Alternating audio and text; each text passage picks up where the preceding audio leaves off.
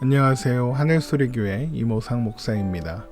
오늘 나눌 말씀은 누가복음 9장 24절에서 27절의 말씀입니다.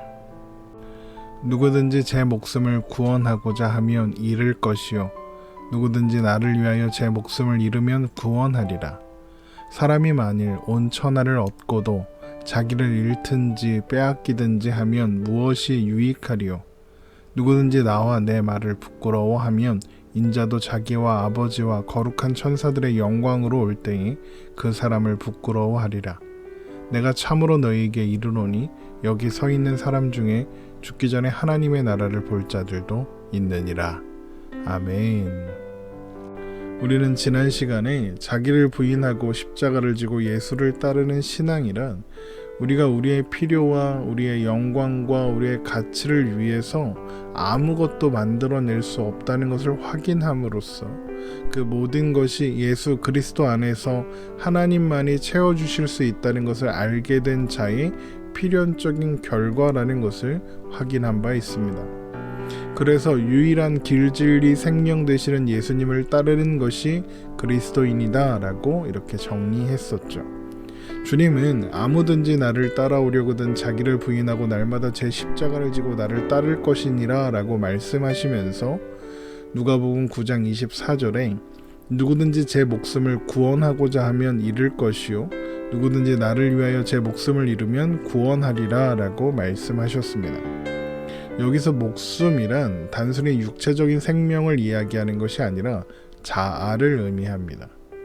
자아란 삶에 대한 모든 것을 스스로 판단하고 결정하며 책임지려는 마음을 의미하는 것이죠. 그래서 목숨을 지키려는 자, 곧 자아를 지키려는 자는 부패하고 악한 옛사람의 그 상태로 하나님 없는 삶, 그래서 스스로가 주도하고 판단하며 결정하고자 하는 사람을 의미하는 것이고, 목숨을 잃는 자, 그 사람은 부패하고 악한 옛사람을 벗어버리고 새 사람을 얻은 사람, 곧 예수 그리스도 안에서 새 생명을 얻어 거듭난 사람을 의미하는 것입니다. 에베소서 4장 21절에서 24절의 말씀입니다.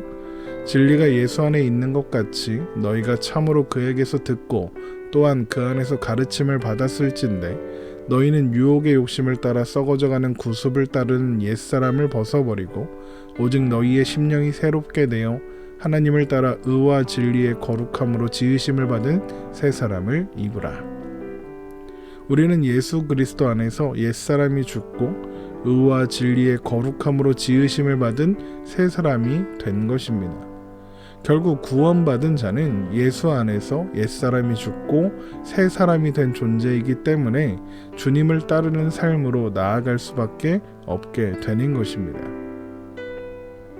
그리고 말씀은 이렇게 이어집니다. 누가복음 9장 25절입니다. 사람이 만일 온 천하를 얻고도 자기를 잃든지 빼앗기든지 하면 무엇이 유익하리요?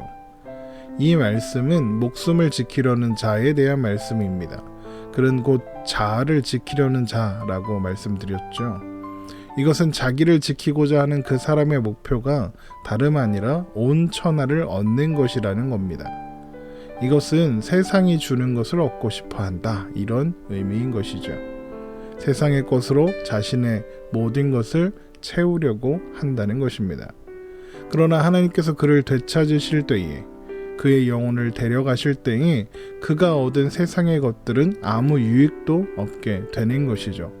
마치 곡식을 쌓아둘 곳이 없어서 곡간을 크게 짓고 그 모든 것을 쌓아놓으며 그 모습을 보고 안심하는 부자처럼 말입니다.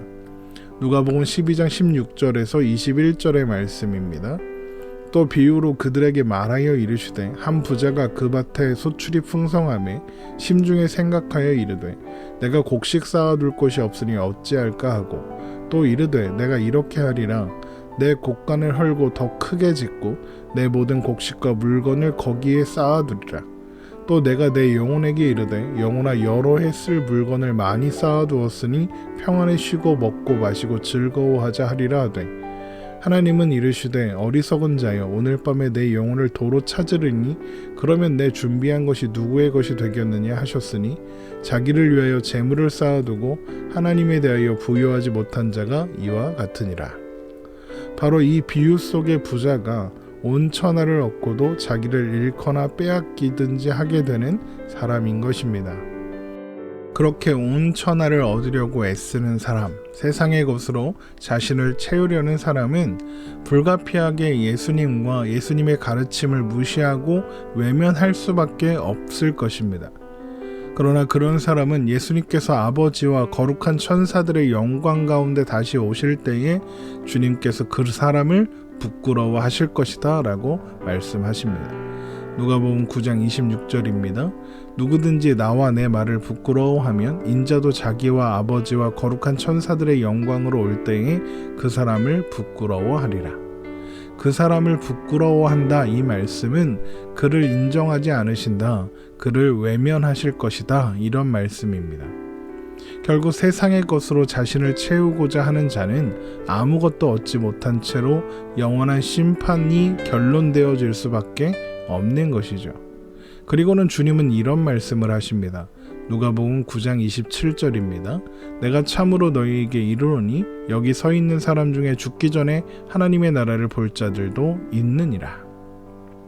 어떤 사람들은 이 말씀을 예수님께서 뭘 잘 모르셔서 실수하신 것이다 라고 생각하는 사람도 있습니다.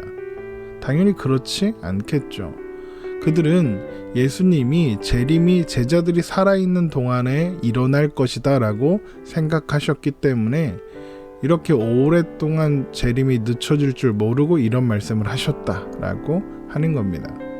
그러나 이것은 예수님께서 잘못하셨기 때문에 하신 말씀이 아니라 지금 예수님의 말씀을 듣고 있는 사람들이 하나님의 나라가 권능으로 시작되는 것을 보게 될 것이라는 말씀을 하신 것입니다. 그 자리에 있던 사람들은 예수님께서 부활 승천하시는 것을 볼 것이며 그 후에 성령께서 임하시고 하나님 나라 복음이 놀랍게 선포되는 그 모든 과정들을 지켜보게 될 테니까요. 바로 하나님 나라를 본다, 바로 그것이 이런 의미인 것입니다. 그리고 또 몇몇은 그 하나님 나라의 완성된 모습을 경험하게 될 것인데 바로 하나님 나라의 영광스러운 모습을 직접 목격하게 되는 것입니다. 그것이 바로 이어지게 되는 변화산 사건인 거죠. 제자들은 변화산 사건을 통해서 하나님 나라의 그 영광을 미리 맛보게 될 것입니다. 우리가 다음 시간에 확인해 보겠지만 변화산 사건은 예수님의 궁극적이고 온전한 영광을 미리 보여주는 사건입니다. 제자들은 변화산 사건을 통해서 예수님께서 부활 승천하신 후에 영광스러운 모습으로 모든 사람들이 볼 수 있게 다시 오실 것이라는 사실을 확증하게 되는 것이죠. 여러분 시편 1편을 보면 이런 말씀이 있습니다. 시편 1편 1절에서 3절의 말씀입니다. 복 있는 사람들은 악인들의 꾀를 따르지 아니하며 죄인들의 길에 서지 아니하며 오만한 자들의 자리에 앉지 아니하고 오직 여호와의 율법을 즐거워하여 그의 율법을 주야로 묵상하는도다. 그는 시냇가에 심은 나무가 철을 따라 열매를 맺으며 그 잎사귀가 마르지 아니함 같으니 그가 하는 모든 일이 다 형통하리로다. 시냇가에 심은 나무가 어떻게 철을 따라 열매를 맺고 그 잎사귀가 마르지 않을 수 있을까요? 뿌리가 물에, 시내에 닿아 있기 때문이겠죠. 그러나 악인은 어떻습니까? 악인들은 바람에 나는 겨와 같을 것입니다. 시편 1편 4절입니다. 악인들은 그렇지 아니하며 오직 바람에 나는 겨와 같도다. 바람에 나는 겨라는 것은 뿌리가 없어서 아무것도 얻을 수 없는 존재를 의미하는 것입니다. 그런 존재가 어떻게 됩니까? 시편 1편 5절에서 6절의 말씀입니다. 그러므로 악인들은 심판을 견디지 못하며 죄인들이 의인들의 모임에 들지 못하리로다. 무릇 의인들의 길은 여호와께서 인정하시나 악인들의 길은 망하리로다. 자기를 잃어버리지 않으려는 사람, 그래서 예수님과 예수님의 말씀, 곧 길 진리 생명 되시는 주님을 외면하는 사람은 바람에 나는 겨와 같은 존재라는 것입니다. 세상을 다 가질 것처럼 굴지만 결국에는 아무것도 가지지 못할 것입니다. 그들의 길은 하나님 앞에서 인정받을 수 있는 길이 아니기 때문입니다. 그 길에는 생명이 없습니다. 그 길은 생명을 주는 시내에 닿아 있지 않습니다. 그 길에는 길, 진리, 생명이신 예수님이 계시지 않는 것입니다. 그러나 진리와 거룩으로 부름받아 예수 안에 있는 우리는 세상의 것으로 우리의 그 어떤 것을 채울 수 없음을 확인합니다. 그래서 우리는 세상의 가치를 두지 않고 세상의 목표를 두지 않습니다. 우리는 시냇가에 심은 나무이기 때문입니다.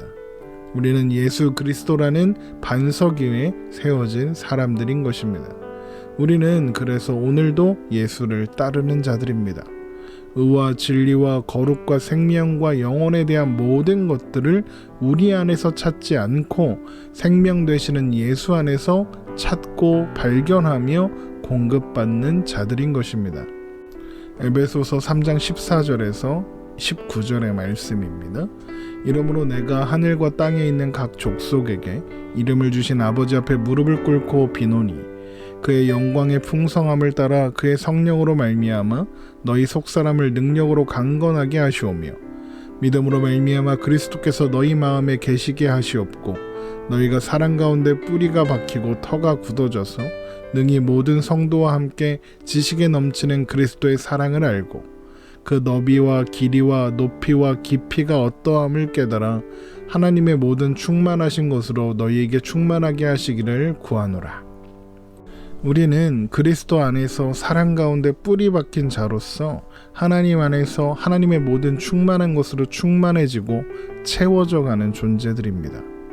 하나님께서 예수 그리스도를 통하여 우리를 죄와 사망에서 구원하셨고 그래서 우리를 하나님의 백성이 되게 하셨습니다.